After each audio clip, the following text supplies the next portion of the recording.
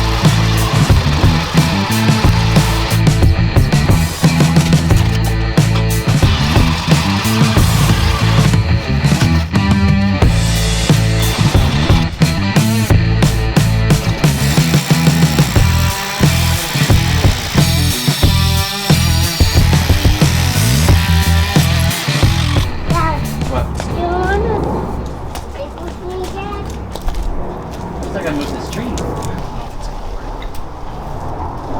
You think it's gonna work? No. You don't think so? No. Oh yeah. Oh, we're moving it, Otto. We're definitely moving this tree. I'm sorry.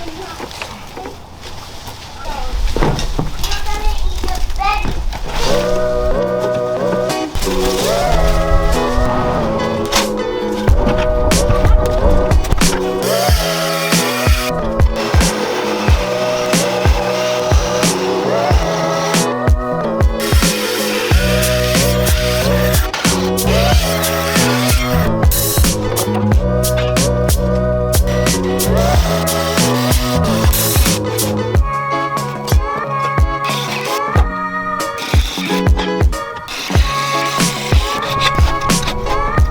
So how this will work is, this is basically my diagonal brace, and I'll push them and then use a clamp here to push it even further out, and that'll press the L into the wall and hopefully push the wall back up a little bit, and then I can screw some... Hi, can I help you? Oh, you just centered of attention? Were you just centered of attention? Get your ball. Get your ball.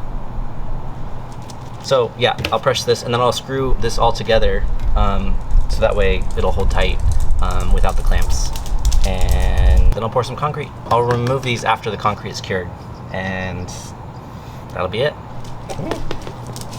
Bring it here.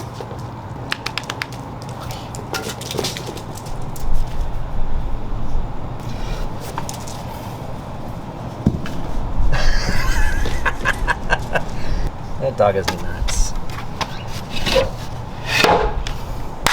It's pouring day. Sean and I started by placing the L braces into place, propping them up off the dirt, and gently pressing the push beams into their spots. Getting some tension on the wall.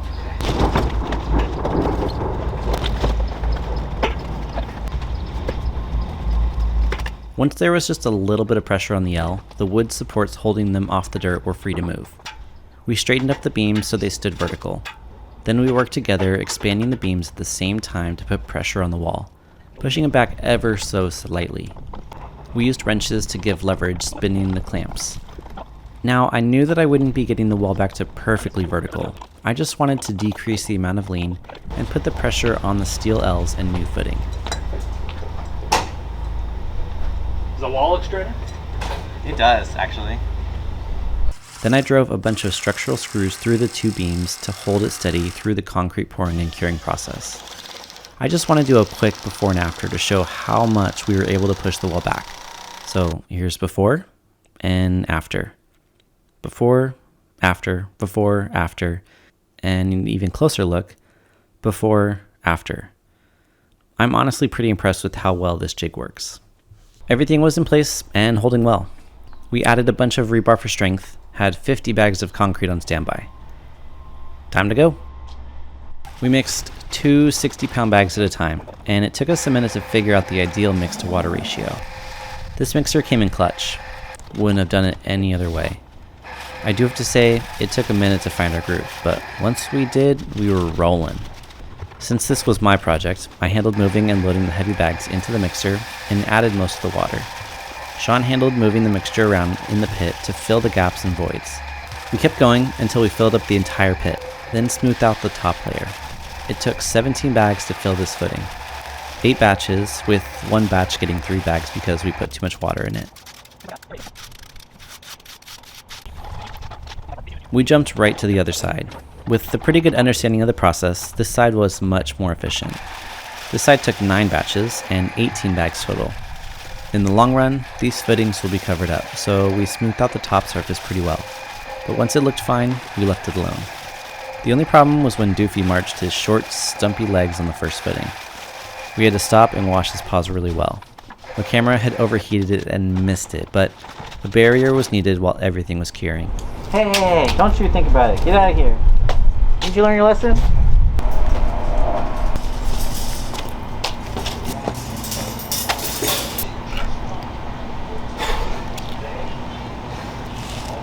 You did it. Okay, it has officially been 7 days since I poured these 2. And I don't know if you noticed, but I put this gate around. That's because this dingus made his footprints in here while we were pouring. Let's loosen it up and see how well it's holding. Watch your fingers. Watch your fingers. I don't want you to get pinched.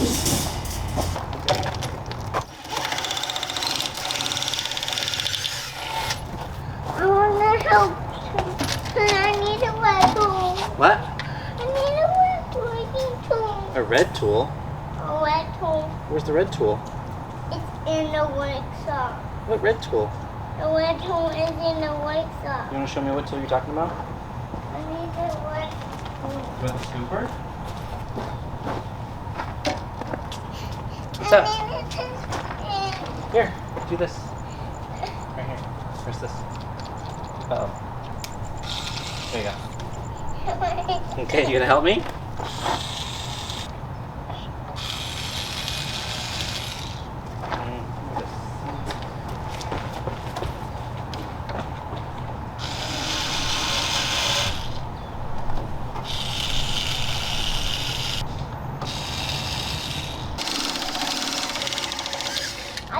I can help. You're helping?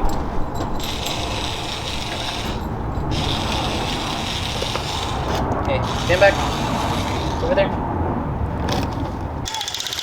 I do the other one. Yeah, you can do the other one. Okay. Okay, Dad. I'll go.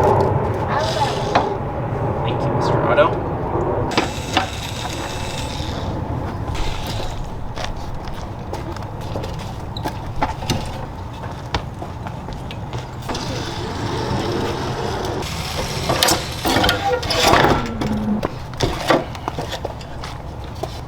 Okay.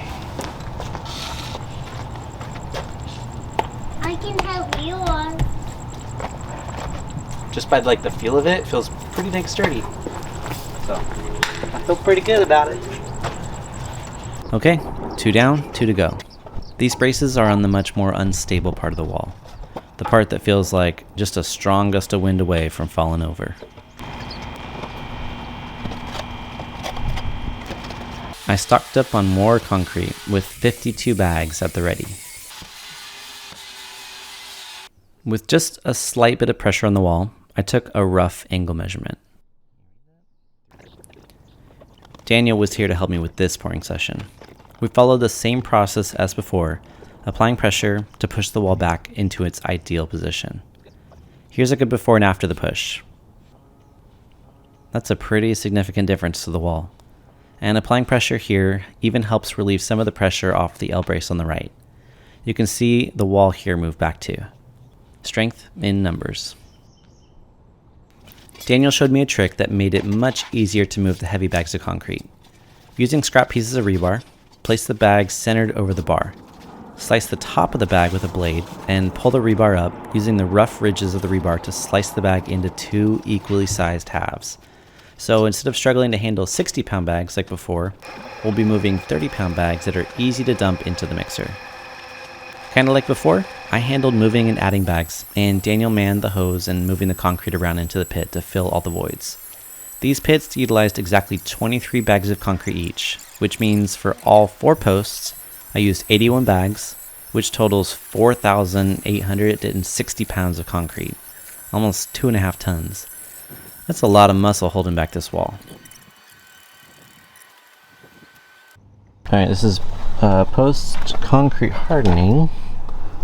It's at 1 degree. Pretty close to the vertical, but again, I don't really want it quite vertical. Which one do you want to do? I want to do this one. That one? Okay. Do that one, I'll do this one.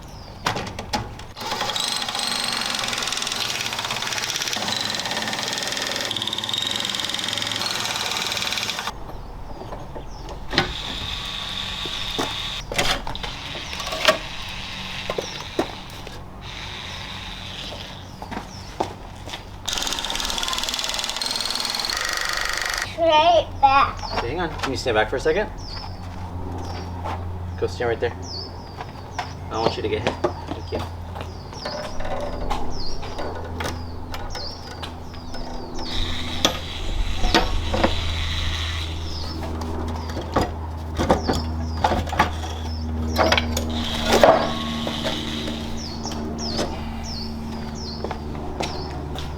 Here, Dad. Oh, thank you. What should we work on?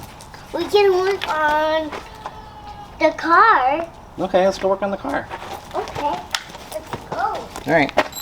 Guess we'll see in the before and afters how much movement the wall had after taking those braces off, but overall, like, I'm just pretty stoked with how secure this wall feels.